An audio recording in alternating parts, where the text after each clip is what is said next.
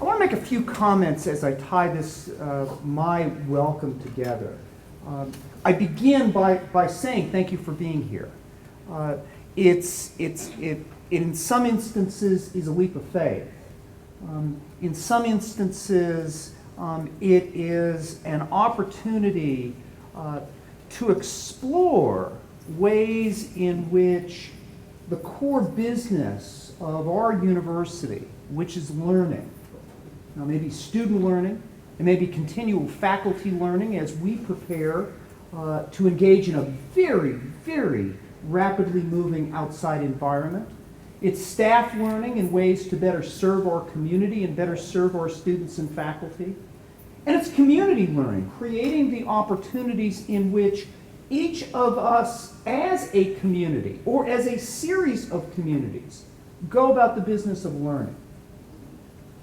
In our strategic planning process that is being reinvigorated now, but was the product, it produced several products 4 years ago. One of those products was a commitment for the institution to achieve Carnegie Foundation status identified as a community-engaged campus.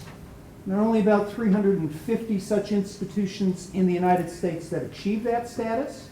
It required a lengthy application process as well as evidence of activities that occurred on campus, not only here, but in communities in various and sundry ways. That status was extended to us, one of only 5 institutions in the state of Georgia to have achieved that status. But it's a status that we want to continue to have, as we will constantly be reviewed to make certain that we make progress in that kind of engagement.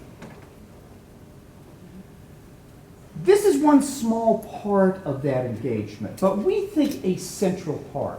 The phrase PACE, Partnering Academics with Community Engagement, is a deliberate 5-year project by our institution to systematically examine ways in which the learning objectives that are a part of every classroom, of every course, of every learning experience here at the institution, that those learning outcomes are explored and we systematically determine whether there is a good fit for students achieving the learning of those outcomes someplace in our community. Now, that's a powerful learning device for our students, because there's a great deal of evidence indicating that active learning tends to create the conditions in which learning is maintained. But it's an incredibly important advice in ways in which the learning of our students can, if strategically done, benefit mightily the communities that we are bound to serve. And so I want to thank the people who are here today and others who have expressed interest but may not have been able to make it with us today, and many more who will be introduced to this concept as we go forward, so that working together, this collection of communities becomes a site for continuous learning for our students, and then for our graduates, and many generations of students and graduates to come. I'll tell this one anecdote. Some of you may know that I try to be a successful combination of force and ignorance and persistence by continuing to run marathons as a man of my advanced years.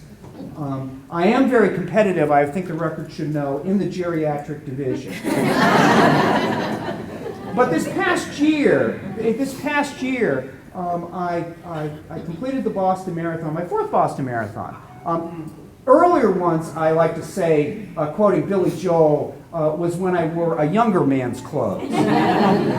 But so I completed completed this, and quite frankly, completing the Boston Marathon, I thought pretty darn good. Yes. So, I'm later in the university center, and one of our students comes up to me, no doubt prompted by Dr. Miller. Although Dr. Miller, when I reported this, said, "Oh, was that Maya, a different student?" I said, no. You tried to prompt her, but another picked this up. And here's the interaction. I heard you ran the Boston Marathon. Well, I did. Yes, thank you. She said, well, what did you wear? And I thought, I'm not sure this conversation is going to go well. And I said, well, it was 40 degrees at the start of the race, so I was wearing what I run in cold weather, which is I was wearing black tights, and I was wearing a black long sleeve T-shirt. And she said, "Did you wear your pin?" And I said, "Excuse me?" She said, "Well, surely you had on your pace pick.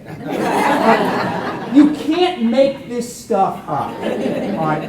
And so I say that to indicate that even at the very beginning, there is the start of an embeddedness, an inquiry by many of our students and more to come that will be asking the question, how do we collaborate with many parts of our communities to find new, exciting, and lasting learning experience that benefits not only this institution, its students, but the communities we serve.